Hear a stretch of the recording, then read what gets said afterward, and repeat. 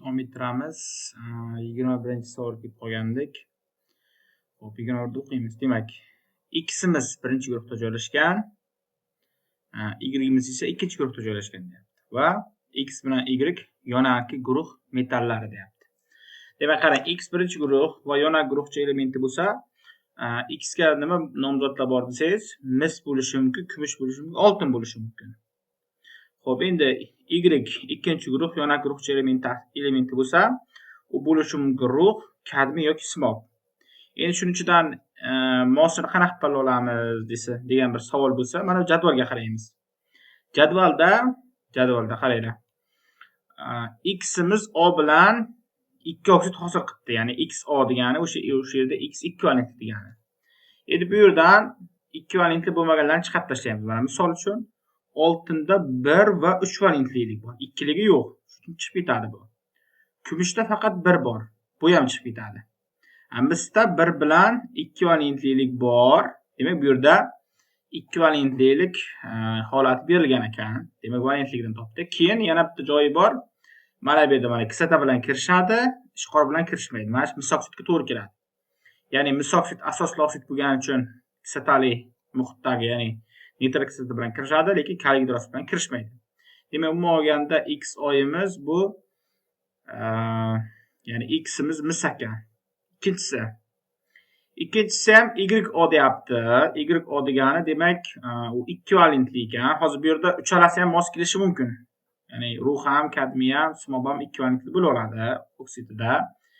Endi qayerdan bilamiz desa, xo'p, o'sha ekvivalentli oksid kislota bilan ham, ishqor bilan ham kirishar ekan. Bunaqa hodisa qachon bo'lardi? Eslaymiz, qachonki o'sha oksid amfoter xususiyatga ega bo'lsa. Bundan faqat Y da ruhligi kelib chiqadi. Nima uchun? Chunki ruh amfoter va uni hosil qilgan oksidi ham amfoter bo'ladi. Shuni hisobiga ruh oksid olsak, o'sha nitrit kislota bilan ham kirishadi, kaliy gidroksid bilan kirishadi. Mana bu simob bilan kadmiyda unaqa xususiyat yo'q. Faqat kislota bilan kirishadi, ishqor bilan kirishmaydi. O'shaning uchun demak, mis bilan ruhni oldik. Endi shu ikkita elementga oid 3 ta ta'rif berilgan. Birinchisi, ikkalasi ham D element hisoblanadi. To'g'ri, ikkalasi ham D, o'sha misimiz ham, ruhimiz ham D element. Demak, birda olamiz. Xo'p, ikkinchi ta'rif. X amfoter xossali metaldir deyapti. Bizga X'imiz mis chiqdi. Misda hech qaysi bir birikmasi amfoter emas. Demak, ikki xato. Y.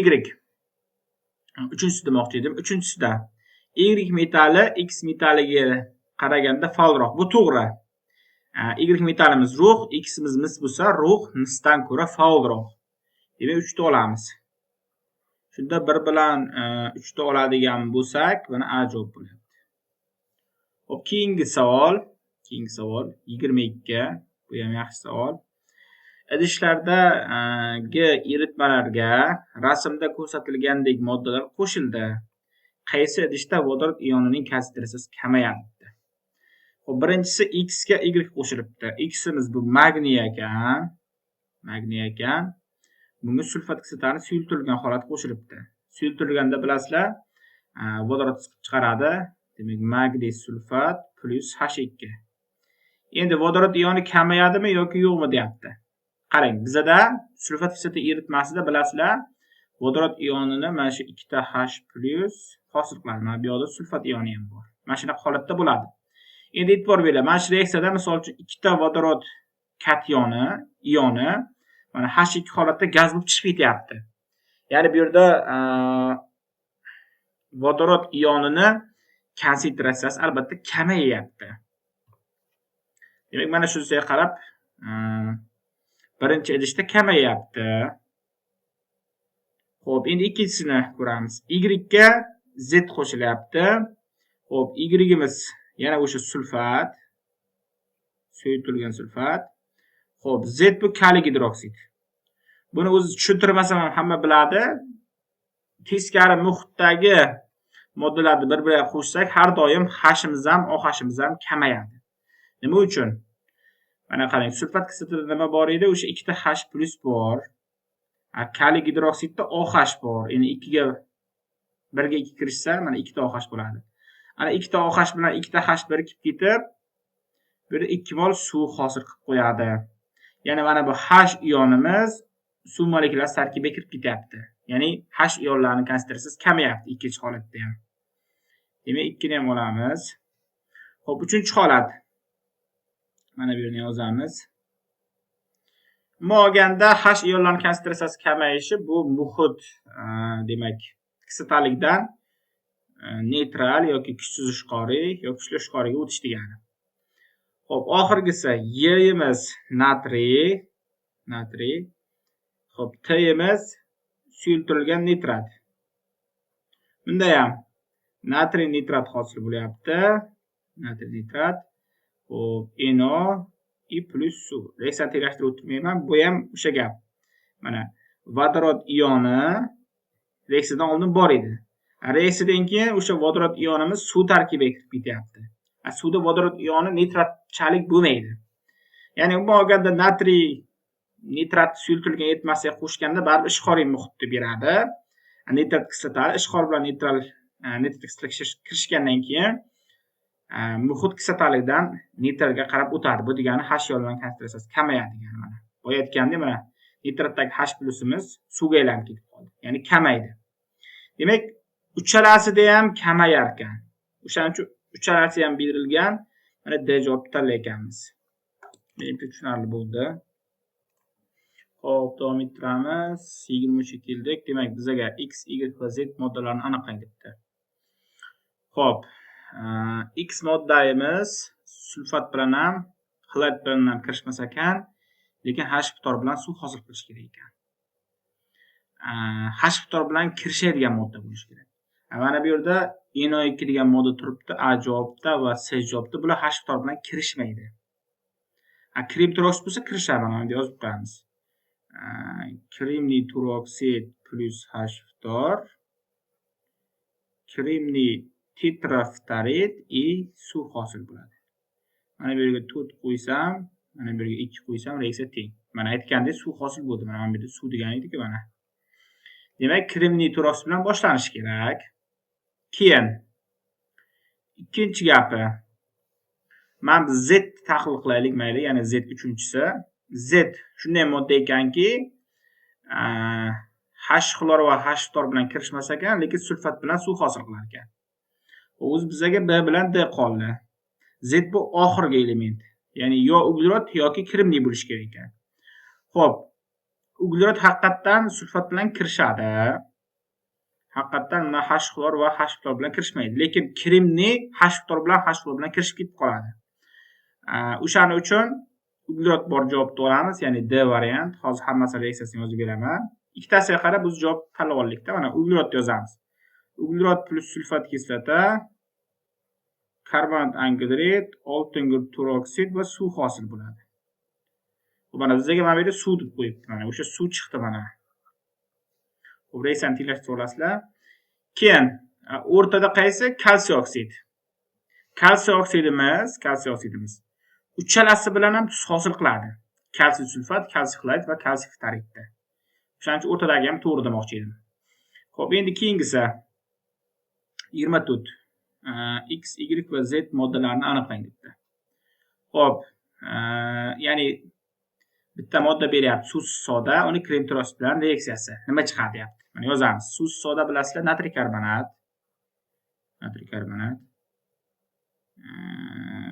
Suv bo'lsa 10 ta suv bo'lardi. Endi suvsiz deb yozamiz. Krim turoksid bilan kirishyapti. Buni 7-sinf reaksiyasi bor oxirida tuzlar mavzusida. Ya'ni osmondan olinmagan demoqchiman-da. Bu yerda natriy silikat bilan koronavirus chiqadi. Xo'p, endi mahsulotni yozishimiz kerak. O'sha X nima edi? Gazmi, tuzmi? Bizda hozir bir nima deya olmaymiz, chunki tuz ham hosil bo'ldi, mana bu gaz ham hosil bo'ldi. Xo'p, keyingilarni yechib ko'taraylik qani, shunga qarab bitta javobni moslab olamiz. Xo'p, endi mana bu oksid hosil bo'lish uchun krim turoksid bilan Y nima bo'lishi kerak deyapti. Bu sal qiyinroq. Endi ishqor bilan reaksiyasini yozib ko'ramiz. Ishqor, demak, ishqorga misol natriy ishqorda olsak bo'ladi. Plus krimniy turoksid. Kirishadi bu yerda. Yana o'sha natriy silikat plus suv chiqadi. Xo'p, mana bu yerga 2 qo'yib qo'ysak esa teng. Yana bitta mana Natriy silikat bu tuz. Endi mana suv. Z moddamiz. Suv degan javob yo'q. Demak, ikkinchisi tuz bo'lishi kerak. Ya'ni Z moddamiz bu tuz ekan. Z tuz bo'lmagan javoblarni chiqarib tashlayman. Mana D bilan Y chiqib ketdi. Keyin mana B chiqib ketdi. Endi bizga A bilan C qolyapti. Ikkalasi ham tuz bo'lib tugagan. A bilan C. Keyin A bilan C ni bosh gaz bo'lib boshlangan. Demak, bu yerda karbonat topdi mahsulot sifatida. Mana bu yerda natriy silikat topdi. Endi o'rtada bizda ikkita variant qolyapti, yoki magniy yoki alyuminiy oksid. Xo'p, umuman magniyni kremniy turoksid bilan reaksiyasini yozadigan bo'lsak, magniy silitsit va magniy oksid hosil bo'ladi. Mana oksid degani mana shu. Alyuminiy bilanchi desanglar, mana alyuminiy bilan ham yozib ko'ramiz. Alyuminiy bilan tuz hosil qiladi. Ya'ni alyuminiy silikat, alyuminiy 2, kremniy O3 dan 3 ta. Bu yoqqa 3 qo'ysak, reaksiyamiz teng. Bu yerda oksid yo'q. Demak, magniylik javobni olamiz. Bu A variantiga mos keladi. Xo'p, bu ham ketdi. Keyingisi 25. X va Y elementlarini aniqlang debdi. Xo'p, X shunday modda ekanki, mana bu, ya'ni X da oksidi kaliy gidroksid bilan kirishib, kaliy XO2 hosil qilar ekan. Umuman olganda XO2 dan bilamizki, X'imiz 3 valentli bo'lishi kerak. Chunki X2O3 bo'lishi uchun 3 valentli bo'lishi kerak. Keyin endi mana X ga berilgan javoblar qaraydigan bo'lsak, mana rux 2 valentli, berilliyam ham 2 valentli, mana bu rux ham 2 valentli. Alyuminiy esa 3 valentli. Demak, bitta shuni o'zidan D javobligini bilib oldik. Bu demak alyuminiy oksid bo'lsa, mana yozamiz. Alyuminiy oksid bo'lsa, kaliy gidroksid bilan kaliy alyuminiy O2 ni hosil qiladi. Mana 2 qo'yib qo'yamiz bu yerga. Plus suv. Demak,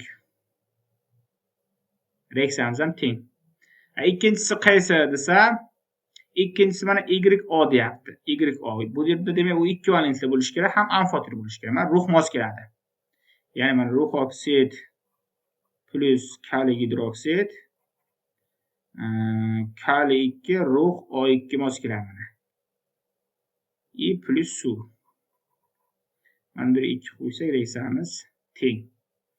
Demak, alyuminiy bilan rux bo'lishini menimcha tushundinglar. Xo'p, davom etamiz. Xo'p, endi 26. To'g'ri bo'lgan ifodalarni aniqlang debdi. X oksidini hosil qilgan metal passiv metaldir deyapti. Tekshirib ko'ramiz. X'imiz hosil qilgan oksid suvda erish qobiliyati, mana plus degani bu ijobiy, ya'ni ha degani. Suvda erish qobiliyati yaxshi degani va olganda asosiy deyapti. Asosiy bo'lish uchun u birinchi o'rinda metal oksid bo'lishi kerak. Endi u metal oksidimiz suvda erishi uchun u 10 ta aktiv metaldan bittasini oksidi bo'lishi kerak. Misol uchun natriy oksid bo'lishi mumkin. Kaliy, bariy, kalsiy, stronsiy, rubidiy farqi. Ya'ni ishqoriy va ishqoriy yer metallardan faqat berilliy bilan magniydan tashqari qolgan 10 ta aktiv metalni olsak bo'ladi. Bizda birinchisida X passivdir. Unaqa bo'lishi mumkin emas. Aktiv bo'lishi kerak faqat erishi uchun. Demak, birni chiqarib tashlayman. Bundan ajoyib chiqib ketadi. Endi ikkinchisi Y ni silikat kislotaning parchalanishidan olish mumkin. Xo'p, Y da aytayapti, mana Y oksidini suvda erish qobiliyati, mana minus degani yo'q degani, ya'ni suvda erish qobiliyati yo'q va kislotali oksid deyapti. Xo'p, shunga mos keladigan oksidni silikat kislotani parchalab olsak bo'ladi deyapti. Mana parchalab ko'ramiz. Kremniy turoksid bilan suv chiqadi. Haqiqatan kremniy turoksid suvda erimaydi, metal massa oksidi bo'lgani uchun kislotali oksid hisoblanadi. Demak, ikkinchi gap to'g'ri. Xo'p, 2 yo'q javob chiqarib tashlasak, mana C ham chiqib ketadi. Endi 3 tekshirib ko'ramiz. Z har qanday amfoter metaldan yasalgan, har qanday amfoter metaldan hosil bo'lgan oksid bo'lishi mumkin deyapti. Xo'p, Z da oksid suvda erimaydi deyapti va u amfoter deyapti. Haqiqatan xohlagan amfoter metalli oksidi amfoter bo'ladi va u suvda erish qobiliyati yo'q. Demak, har qanday metal bo'lishi mumkin ekan. 3 ta olamiz. Demak 2 3 ta oladigan bo'lsak, mana D varianti ekan. Xo'p, keyingisi 27 taga yaxshilab e'tibor berasizlar. Grafiklariga asosan x va y uchun qaysi ifodala to'g'ri debdi. Birinchi tasdiq. Har ikkalasi sof moddadir. Rostdan ham bu gap to'g'ri. Nima uchun? Chunki aralashmani qaynash va suyuqlanish harorati va vaqt o'rtasidagi diagrammasini chizsak, aralashmadagi agar misol aralashma tarkibida ikkita modda bo'lsa, ikkita chiziq chiqishi kerak. Mana shu y chiziqlardan ikkita bo'lishi kerak. Mana misol uchun, mana aralashma bo'lishi uchun misol uchun yonida mana bunaqa, keyin bunaqa, keyin bunaqa bo'lib ketishi kerak-da. Mana bu yerda misol uchun qanaqadir Z modda deb berish kerak aralashma bo'lishi uchun. Y da ham xuddi shunday. Ikkalasiga ham e'tibor berilib bitta chiziqda ifodalagan. X ni va Y ni. Bu degani x va y ikkalasi uchun, ya'ni ikkalasi ham sof modda tarkib bo'yicha faqat x bilan y bor. Demak, birda olamiz. Endi ikkinchi gap. Oddiy sharoitda x suyuq, y qattiq moddadir deyapti. Hop, oddiy sharoit qanaqa bo'ladi? Misol taxminan 20 va 25 atrofida, ya'ni xona haroratini nazarda tutyapti. Hop, x ga qaraydigan bo'lsak, x da nechta sinish bor mana? 40 bilan 70 ta sinish bor, ikkita sinish bor. Hop, ikkita sinishda bo'lishi uchun u birinchi qattiq bo'lishi kerak. Mana qattiqdan suyuqqa o'tsa mana bitta sinish, keyin suyuqdan gazga o'tsa, ikkinchi sinish. Ya'ni ikkita siniq bo'lsa, u qattiqdan suyuqqa, suyuqdan keyin gazga o'tgan bo'ladi, harorat oshgan sari. Demak, bizaga u mana bu vaqt va harorat chiziqlari kesishgan mana bu 0 nuqtada, men yozib qo'yaman, 0 nuqtada u birinchi qattiq bo'lgan. Xona harorati boya aytganimda mana 20-25. Bu 40 gradusdan oshsagina suyuq holatga bo'ladi. 41 gradusga suyuq, 40 da ham qattiq bo'lib turadi. Demak, u 20-25 da u qattiq bo'lishi kerak. Hali 40 gacha yetmayapti. Lekin bizga x da oddiy sharoit, ya'ni 20-25 oralig'ida suyuq dedi. Demak, bu xato 2. Endi davomi. Uchinchisi.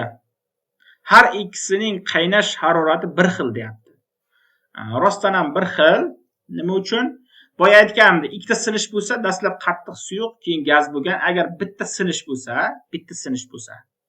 u suyuq bo'lib turib, keyin gazga o'tgan bo'ladi. Mana bitta sinishda. Qattiqdan suyuqqa o'tmaydi.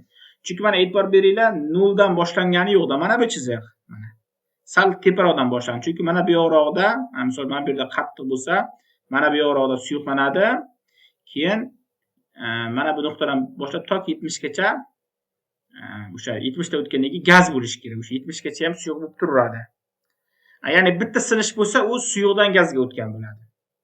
Xo'p, bizga ikkalasining ham qaynash harorati bir xil deyapti. Xo'p, 70 gradusda x'imiz ham qaynaydi, y'imiz ham qaynaydi. 70 dan 01 gradus o'tsa ham ikkalasi gaz holatiga o'tadi. Demak, umuman olganda 3-chi to'g'ri. Demak, 1 bilan 3 bo'ladigan bo'lsa D javob ekan. Xo'p, davom ettiramiz. 28. X, Y va Z uchun to'g'ri ifodalarni aniqlang debdi. Xo'p, azot va Y deyapti, generator gaz tarkibiga kiradi. Xo'p, generator gazini bilasizlar, nima edi? Karbon angidrid bilan azot aralashmasi edi. Bizga azot bilan Y deyapti. Demak, Y karbon angidrid bo'lishi kerak. Xo'p, mana Y nima edi? Magniy karbonatni parchalanishda hosil bo'lgan gaz ekan. Haqiqatan magniy karbonatni parchalasak, magniy oksid bilan karbon angidrid chiqadi mana. Bu bilan azot aralashmasi haqiqatan generator gaz tarkibiga kiradi. O'shaning uchun birda olamiz. Endi ikkinchisi. X va Y ning molekyular massalari bir xil deyapti. X nima edi? X bu ammoniy nitratni parchalanishdan hosil bo'lgan gaz ekan. Ammoniy nitratni parchalanishini bilasizlar. Azot peroksid bilan suv chiqadi 2 mol. Gaz azot peroksid. Azot peroksidning molekyular massasi ham 44. Karbon angidridniki ham 44. Shuni xulosa qilamiz. Demak, X bilan Y ning molekyular massalari haqiqatan ham bir xil ekan. Demak, 2 ni ham olamiz. Endi uchinchisi. X tuz hosil qilmaydigan oksid hisoblanadi. Bizga X nima chiqdi? X'imiz azot peroksid chiqdi. Haqiqatan ham bu tuz hosil qilmaydigan befarq oksid. Demak, 3 ni ham olamiz. To'rtinchisi. Z va X molekulalarida azot atomlar soni bir xil deyapti. Xo'p, x nima edi bizga? X N2O va unda azot ikkita azot bor. Xo'p, Z nima edi? Z bitta tuz ekan, tuz parchalanganda azot chiqishi kerak ekan. Bunaqa tuz o'zi bitta ammoniy nitrit hisoblanadi. Bundan parchalasak azot bilan 2 mol suv chiqishi kerak. Demak, Z modda mana bu. Buni tarkibida mana NN bo'lsa, ikkita N bor bunda ham. Demak, azot peroksidi ham, ammoniy nitritda ham azotlar soni teng. Bizga ham shunaqa deyapti 4 ga. Yaxshilab tushunadigan bo'lsak. Demak, 4 desa ham to'g'ri. Chunki hammasi to'g'ri bo'ladigan bo'lsa, mana B javobga mos kelyapti ekan bu. Xo'p, davom ettiramiz. 29. Harorat va vaqt grafiga asoslanib x uchun to'g'ri ifodani tanlang debdi. Xullas, boya gap. X uchun chizilgan chizig'imiz, mana e'tibor bersanglar, mana siniq chiziqlari mana ikkita, singan joyi A va B da. Ikkita siniq bo'lsa, u demak dastlab qattiq, mana birinchi bosqichda suyuqqa aylanadi, keyingi ikkinchi bosqichda gazga aylanadi. Demak, qattiq, keyin suyuq, keyin gaz bo'lgan. Demak, bu olganda A da u suyuqlangan, B da u gaz holatiga o'tadi. Ya'ni A suyuqlanish, B qaynash temperaturasi deylik. Undan keyin qaynash temperaturasidan bitta gradus baland bo'lsa ham gaz bo'lib ketadi. Demak, x aralashmadir. Bu xato, boya aytganimdek. Nima uchun? Chunki bitta chiziq chiqyapti. Aralashmada o'sha aralashmani nechta komponenti bo'lsa, o'shancha chiziq bo'lishi kerak. Chunki hamma komponentni qaynash va suyuqlanish haroratlari har xilda. Bu yerda bitta chiziq chiqyaptimi? Demak, u sof modda. Bir xato. Endi ikkinchi gap. A gradusdan A plus B gradusgacha qizdirilganda modda agregat holatini o'zgartiradi. Xo'p, A gradusda u qattiq edi hali ham. A plus 1 da bo'lsa, misol uchun 1 gradus qo'shilsa ham suyuqqa o'tadi. Demak, hozircha A da qattiq turibdi. Xo'p, A dan B plus A ga deyapti mana. B dan teparoqda bo'ladi-da, mana B plus A plus B degan harorat teparoqda bo'ladi. Chunki mana bu yerda B turibdi. Demak, mana A dan B ga A plus B ga o'tganda, xo'p, qattiqdan o'zi mana bu A plus B ga o'tganda B dan ham baland chiqyapti. B dan ozroq baland bo'lsa ham u gaz bo'lishi kerak. Demak, qattiqdan sraz gaz o'tibdi. Demak, haqiqatdan agregat holatini o'zgartirar ekan. 2 ni olamiz. Endi uchinchisi, modda B gradusda qaynaydi deyapti. To'g'ri. Haqiqatdan B gradusda qaynaydi, B dan bitta gradus baland bo'lsa ham gaz holatiga o'tadi. Demak, 3 ni ham olamiz. Xo'p, oxirgisi 30. Jadvaldagi ma'lumotlarga ko'ra quyidagilardan qaysi reaksiya boradi debdi. Demak, jadvaldagi ma'lumotlardan bularni topib olishimiz kerak. X'imiz 3-davr 4-guruh. Xo'p, 3-davr 4-guruh bu kremniy ekan. Demak, pastda yozib qo'yibdi. Birinchi reaksiyamiz XO2 plus suv. Bu degani kremniy O2 plus suv degani. Xo'p, kremniy O2 bu qum, bu suv. Qum bilan suv reaksiyaga kirishmaydi. Demak, birinchisi xato. Ikkinchisi Y ni ko'ramiz. 3-davr 3-guruh bu alyuminiy bo'ladi. Demak, alyuminiy 2O3 berilyapti. O'sha Y2O3 plus suv. Bu reaksiya ham bormaydi. Nima uchun? Mana hayotiy misol keltiraman. Misol uchun, ko'p vaqt aytganda bizadan ham nechi marotaba yoshi katta bo'lgan mana shu simyog' oshdagi misol alyumindan o'sha o'tkazilgan simlarimiz 100 yoshdan oshganlari ham bor qo'yilganiga, lekin zanglamaydi. Nima uchun? Chunki alyuminiyni o'sha ustini bilsanglar, xiraroq qavat hosil qiladi o'sha alyuminiy sim. Ustini qirsanglar ichi yaltiroq bo'ladi. Usti bilan ichi sal farq qiladi. Nima uchun? Chunki ustida mana shunaqa alyuminiy oksidga o'xshaydigan oksid parda hosil qiladi. Ichkarisi alyuminiy. Bu alyuminiy oksid suv bilan kirishmagani uchun ham zanglamayapti o'sha metal. Hali ham o'z holatini saqlab turibdi. Shundan ham mantiqan fikrlab alyuminiy oksid bilan suv kirishmaydi desalar ham bo'ladi. Yoki uzunmi olganda 10 ta aktiv metalli oksiddan boshqa xohlagan metalli oksidi suv bilan reaksiyaga kirishmaydi odatdagi sharoitda. Qizdirsangiz kirishishi mumkin, misol 100-200 gradusda. Lekin bu yerda odatdagi sharoit haqida gapiryapti. Demak, 2 ni ham olmaymiz. Uchinchisi, ikkinchi davr 4-guruh. Bu uglerodga mos kelar ekan. Uglerod. Xo'p, suv bilan reaksiyasi boradimi? Albatta boradi. Karbonat kislota hosil bo'ladi. juda kam miqdorda bo'lsa ham hosil bo'ladi. Ya'ni reaksiya sekinroq yoki kuchsizroq bo'lsa ham boradi. Nima uchun? Buni ham bitta hayotiy misol keltiraman. Misol uchun gazli ichimlik ichamiz. Bilsanglar, gazli ichimlik ichganda qanaqadir yoqimsizroq nordon ta'm bo'ladi. Nimani hisobiga? O'sha ustiga ko'rsangiz salqin ichimlik deb yozilgan. Maqsad nima edi salqinlikdan? O'sha karbondioksid gazi eritilgan bosim bilan o'sha suyuqlikka o'sha karbondioksid o'sha ichimlikni nisbatan salqin saqlaydi. Lekin suvda o'sha suyuqlik tarkibida suv bo'ladigan bo'lsa, ozroq qismi suv bilan reaksiyaga kirishib karbon kislotani hosil qiladi. Va karbonat ionlarga ajraladi. Juda kam miqdorda bo'lsa ham H+ va karbon 2- lar hosil qiladi. Va bizda tilimizga berayotgan nordon ta'mni sababchisi mana shu H+ bo'ladi. O'shaning uchun ham kislotani nordon ta'mli deyiladi-ku, yoki bo'lsa ikkinchi nom nordon suv deyiladi kislotani. Shu nordonlikni mana shu H+ beradi. H+ esa karbondioksidni suv bilan kirishdan hosil bo'lgan. Demak, 3-reaksiya bor ekan.